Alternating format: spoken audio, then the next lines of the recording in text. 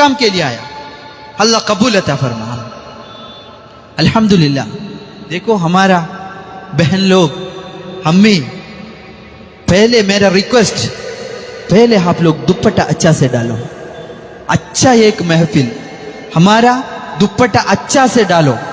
बरकत जाने के लिए टाइम नहीं, बरकत इधर महफिल में आने के लिए अच्छा से डालो, आराम से सुकून से दुआओं का आमीन आमीन करो। अल्हम्दुलिल्लाह, अल्हम्दुलिल्लाह, कितना भाग्यवान हम लोग। अल्हम्दुलिल्लाह।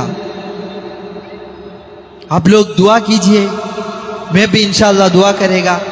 आप लोगों के लिए दो भी नात पढ़ के मैं इंशाअल्लाह ख़त्म करेगा। मेरा बाद में कुछ गलत है तो माफ़ी मांग रहे हैं। इस्लाम का बारे में कुछ बोलने के लिए